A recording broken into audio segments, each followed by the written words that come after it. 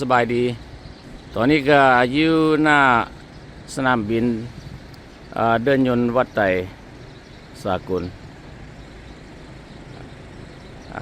ตอนนี้เขาสิเฮ็ดคลิปตัวหนึงเกี่ยวกับการเดินทางจากประเทศลาวเขาไปถึงอเมริกาด้วย2สายการบินคือว่าสายการบินลาวแล้วก็สายการบินจีน China Airlines ตอนนี้ก็เป็นเวลา6 โมงเช้าก็อยู่ทางหน้าเลยล่ะถ้าขวามือก็ไปทางโดเมสติกหรือว่าภายในประเทศก็ตอนนี้รถก็คนก็กำลังเร่งเข้ามาหลายเพราะมันยังเป็นตอนเช้าอยู่ปีกายนี้เขาเคยให้คลิปตัวนึงเกี่ยวกับการเดินทางจากอเมริกาด้วยสายการบิน AVA กับสายการบินลาววันนี้เป็นสายการบินลาวกับสายการบิน China Airlines กลับขึ้นไป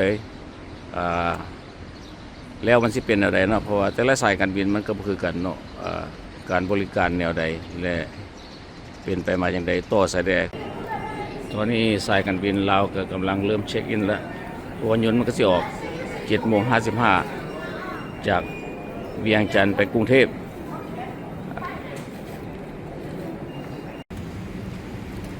อันนี้ก็คือสั้นถึงของinternational หรือว่านาซาก็ขึ้นมาก็เป็นลักษณะนี้มาเป็นแนวนี้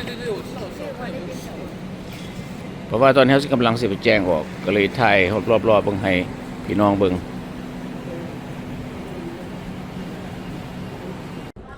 หลังจาก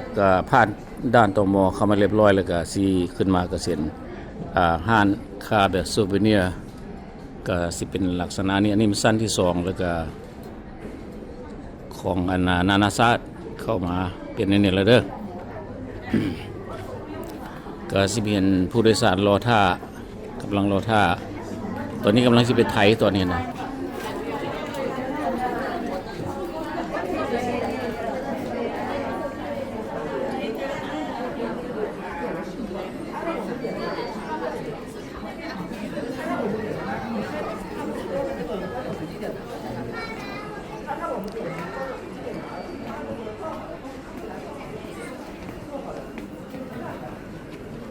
แล้วก็สิมีห้าน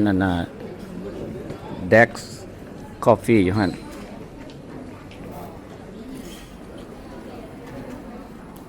สบายดีเวลาออกมานี่มันก็สิมีเกรด1 ถึงเกรด4แล้วก็5 ถึง 7ก็แสดงว่ามี7เกรดเท่านั้นเด้ออยู่สนามบินนานาชาติ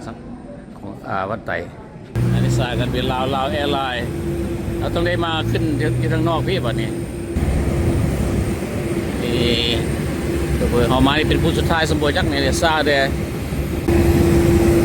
มาก็สิมี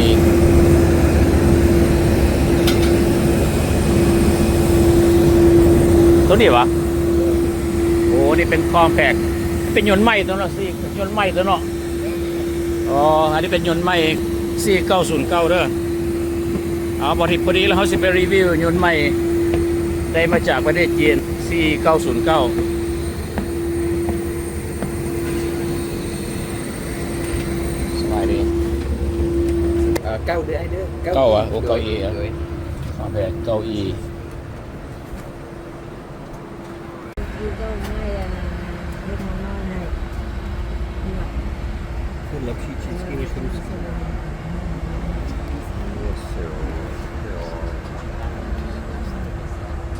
คือว่าคอแม็ก4909นี่ก็มีด้วยกันทั้งหมด90ตังค์ตัวกำลังขี่อยู่นี่เด้อ90ตังค์เป็นยนต์ใหม่ก็ได้ว่างใดนี่มาจากประเทศจีนเอาลองลงมาสิขี่ไปมันสิสมูทส่ำใดoverhead compartment ก็คือว่าออกมาดีไซน์ได้ดีก็บ่แตกต่างกับยนต์ทั่ว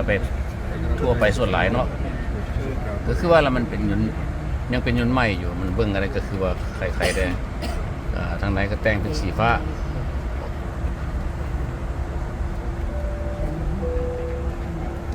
อื่นก็เป็นสีฟ้า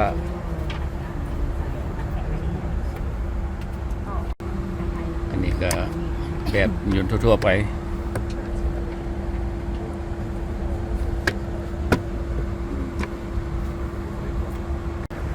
จากเวียงจันทร์ไปกรุงเทพนี่ก็ใช้เวลาประมาณชั่วโมงไปหน้อยหนึ่งสำหรับบนนั่งก็สิมี2ด้านนี้แล้วก็ทางนั้น3 Cabin control take a for takeoff.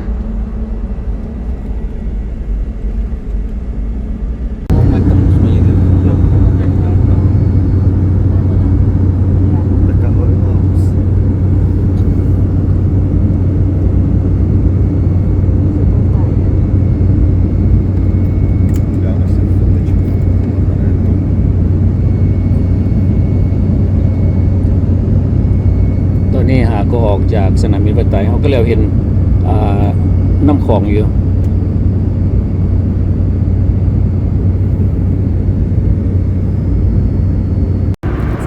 ตรงนี้ก็อาหารก็มาแล้วก็จากเวียงจันทร์ไปกรุงเทพมันก็บ่ไกลเนาะประมาณชั่วโมงไปนั่นก็สิมีอันนี้เป็นน้ำบ่นี่นะน้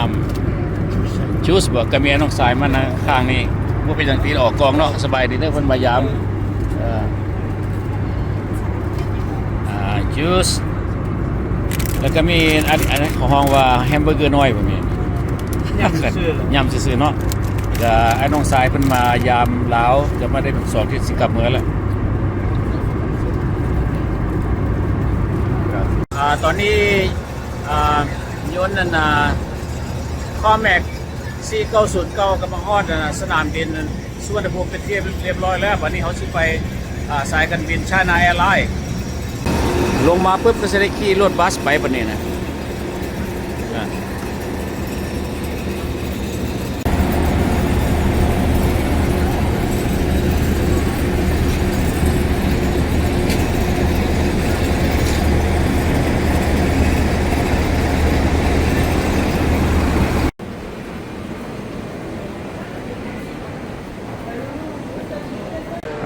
เดินยนต์สวรรณภูมินี่มันอยากสับสนนิดนึงออกยะสุออกไปเด้อคันบ่มีคันบ่ได้ออกไปเที่ยวกรุงเทพมันหยังก็ได้มาแล้วก็ขึ้นไปทางซันซีพอเขาสิไปต่อยนต์เด้หลังจากเขาขึ้นมาฮอดซันซีแล้วก็สิมีรายละเอียดอยู่แบบเสียก็อยู่ถึงหลักนั้นก็สิเขาก็สิเหลียวเบิ่งว่ามันมี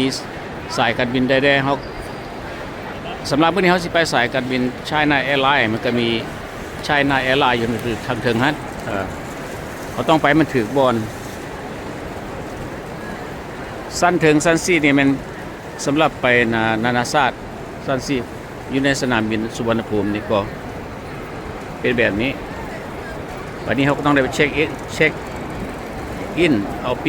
ทิเก็ตตัวนี้ก็ถือว่าได้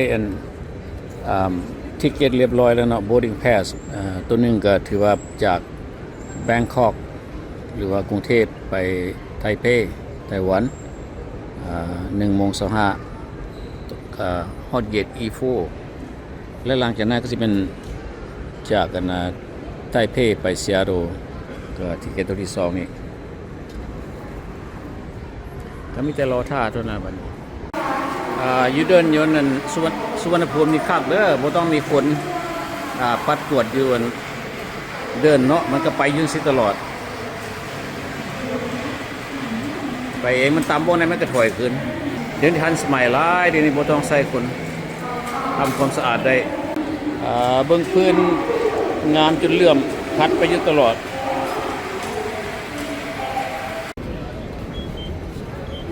ต้องได้สแกนเองที่เล็กครับค่ะ business class พวกนี้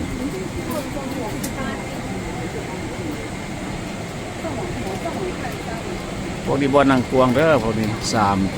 1 2 3 4 ทางกลาง2ทางฝากข้างต้องมีพวกสิทธิพวกนี้นะนี่มัน3ทางฝากคำนี้แล้วก็ทางกลาง3ทางฝากนั้นoverhead compartment ก็คือว่าใหญ่กว้างดีเป็นยนต์ Boeing ตอนนี้จากกรุงเทพไปไทเป 47A ก็น่าจะเป็นตัวนี้ 47A ตอนนี้ทางในของยนต์ก็เป็นลักษณะนี้ใหญ่ขนาดเลยนะ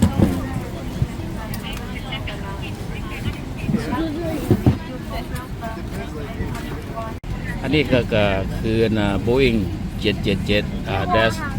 300ER ก็บรรทุกคนก็จะได้ประมาณ360คนเด้อคือว่าเครื่องบิน777 dash 300ER นี่เบิ่งคือว่ามันก็ถือว่าห้องหลายกว้างหลายตั้งก็คือว่ากว้างกว่า กับกันก็ใหม่ไม่พอครับครั้งแรกกับคันแรกด้วย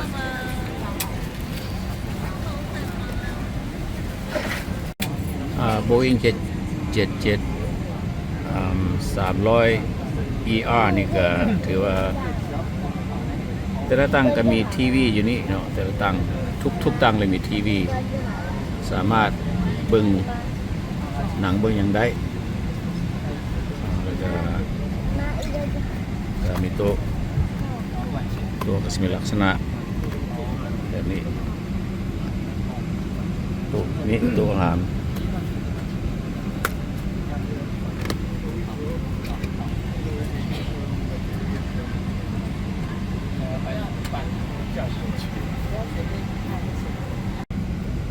ก็มีทั้งบอลสากโทรศัพท์เรียบร้อยอยู่นี่เด้อตะกล้องนี่สำหรับอาหารในยนต์ก็เอาเลือกเอาข้าวหมูย่างมีของหวานพร้อมมีเนยใส่ขนมข้าวจีนี่แล้วก็มีเค้กน้อยๆอยู่นี่แล้วก็มีของเมียงทะเลสลัดแล้วก็เอาน้ำคุกสำหรับจากกรุงเทพไปไทเป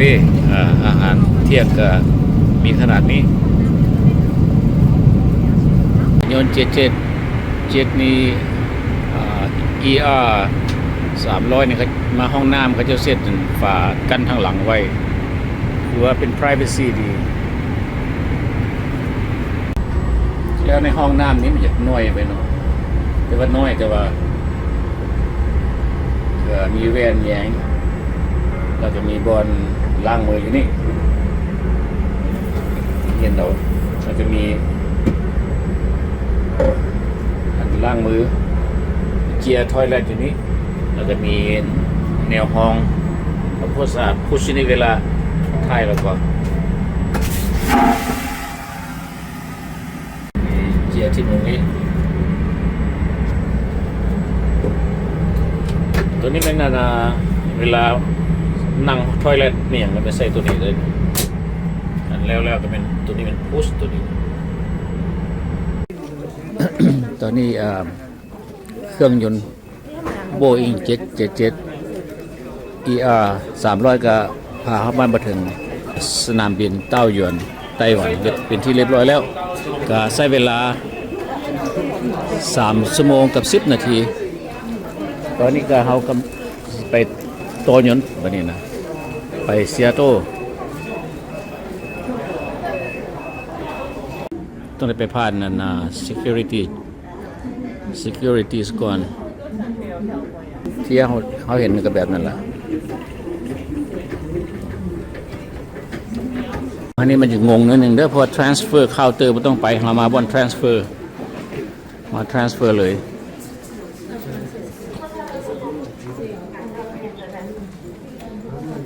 ค้นลงไป transfer counter นี่เราต้องมา transfer ตัวนี้มา security checkpoint ตัวนี้มาบอน transfer นี่เขาจะบริกวดหลายมีแต่ว่าเกือบก็บริปุดสแอลก็ยังบริออกง่ายตัวนี้ไว้ก็ไว้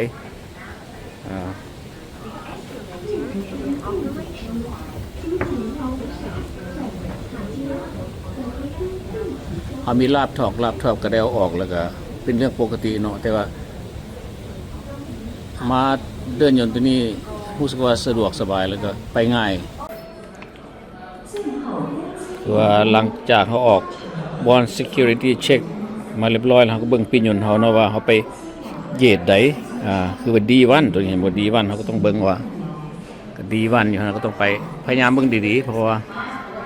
ถ้าย้ายมันหลงเพราะว่าหลงมันเสียเวลา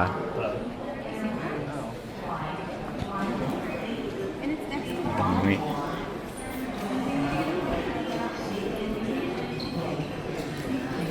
สนามบินนั้นเต้าหยวนนี่ก็มาหลายเทื่อแล้วก็คุ้นเคยแบบว่ามาง่ายเพราะเขาเคยมาแถวนี้แต่ละห้อมก็เป็นบ่อนขายเครื่องหลายอยู่แถวนี้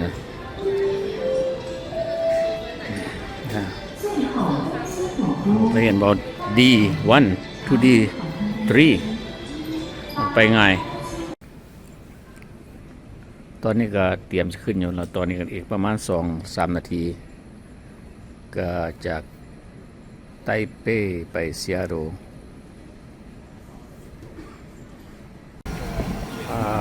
เข้ามาก็เป็นแบบนี้เนาะก็ business class ก่อน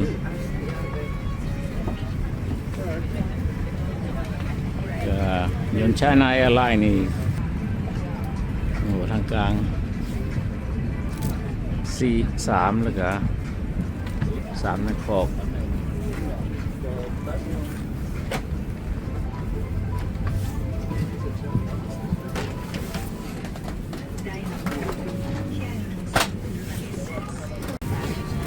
69你看那常出来โอ้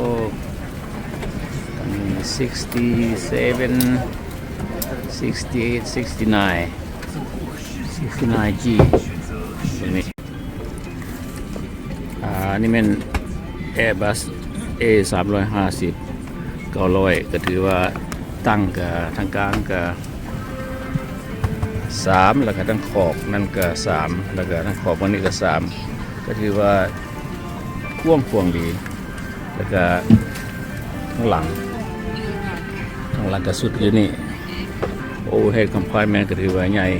พ่วงดีวังกี้นี่ถาม Flight Attendant เขาจะบอกว่า Airbus 350 900นี่มีด้วยกัน304บนนั่งเด้อ304 seat ตัวนี้ Airbus ตัวนี้แล้วก็มีทุกอันก็มีทีวีให้เบิ่งที่จอทีวีให้เบิ่งทุกอันได้บนสักโทรศัพท์ทางลุ่มนี้话及其他电子用品，在机边关闭前期先调整为飞行模式，并关闭 WiFi 功能。客舱内全程禁止使用行动电源机充电，并建议不要放在座位上方行李柜。谢谢。Overhead compartment นี่สูงขนาดเนาะ Flight Attendant จะมายืดพูดถึงเว้ยขนาดเลยตอนนี้อาหารก็มาแล้ววันนี้ก็มี Chicken Curry แล้วก็ขนมหวานแล้วก็มีอันนี้มันเนยกับโบตังอย่างที่ว่า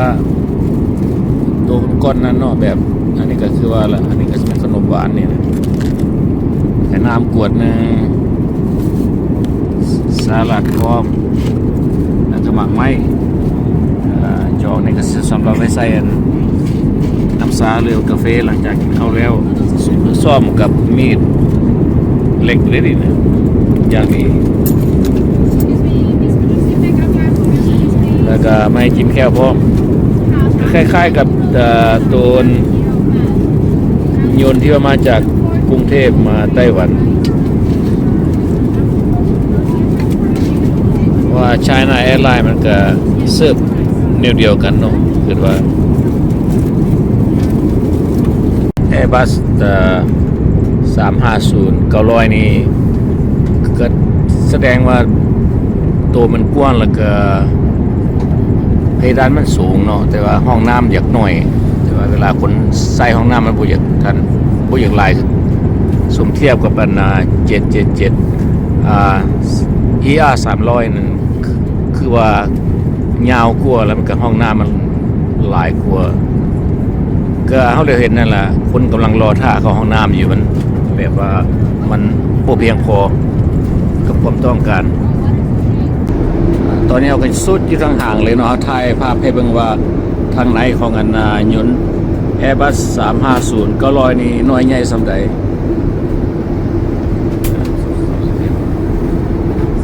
มีอันนี้เป็นห้องน้ำแล้วทางหลังนี่เป็นคิทเช่นเขาเจ้าเห็นบ่ที่ว่าห้องน้ำอยู่ทางกลางก็มีแต่ว่า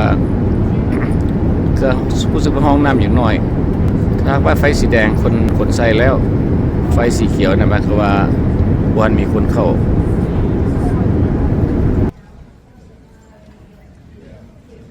ตอนนี้ก็มาฮอดนะ Passport Control อยู่ซีแอตเทิลรัฐวอชิงตันที่เราเห็นอยู่นั่นน่ะบอน Passport Control เด้อบอนกดคนเข้าเมืองทุกคนต้องได้มาผ่านนี้เมื่อสก่อนล่ะหากว่าผู้ใดสิไป transfer ก็ต้องไปใหม่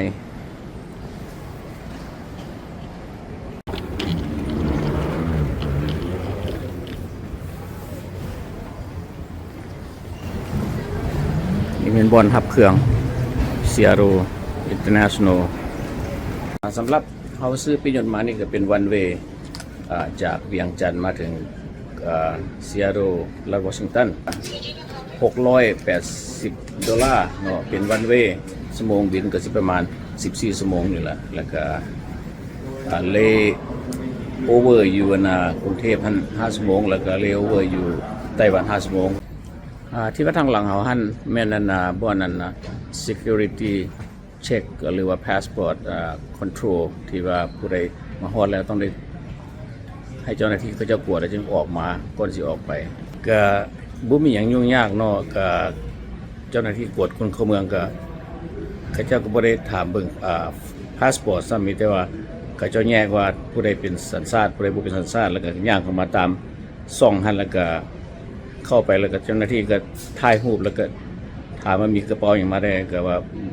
บอกเขาเจ้าแล้วก็แล้วเลยแล้วเท่านั้นเขาเจ้าก็บ่ได้กวดหยังเบิดแล้วก็ผ่านไปก็ถือว่าสบายดีการเดินทางมาจากกันลาวมาถึงอเมริกาเนาะซีแอตเทิลก็เฮาใส่สายการบิน2สายการบินคือว่าสายการบินลาวแอร์ไลน์ก็เป็นยนต์ใหม่ซื้อมาจากจีนคอมแม็กC909ก็90วันนั่งก็ถือว่าสะดวกสบายแล้วก็กว้างขวางดีแล่นก็สมูทดีใช้เวลาก็ชั่วโมง1เนาะหลังจากนั้นก็แม่นสายการบินไชน่าจากกันกรุงเทพมาถึงไทเปหรือไต้หวันอันนั้นเป็นยนต์ Boeing 777 ER 300ก็ประมาณ350กว่าตั้งนี่แหละเนาะก็ถือว่าสะดวกสบายอาหารก็คือว่าโอเคแล้วอันนี้ก็สุดท้ายก็แม่นจากไทเปมาถึงซีแอตเทิลก็ใช้เวลาประมาณ10ปลายชั่วโมงน้อยนึงก็ใช้เป็นยนต์Airbus A350 900แล้ววันนี้ก็ถือว่าสะดวกสบายการเดินทางก็ไม่ยุ่งยากก็มีเท่านี้เลยเนาะขอบใจด้วยที่ว่าเฮามารีวิวให้พี่น้องๆเบิ่งว่าจากลาวมาถึงอเมริกานี่เป็นอะไรก็บางคนก็สิได้เรียนรู้ไปนำกันหน่อยนึงเนาะก็นี่มันก็เป็นบทเรียนเล็กๆน้อยๆที่ว่ามาฝากพี่ฝากน้องขอบใจเด้อที่ว่าหมู่ผู้ที่ว่าเข้ามารับชม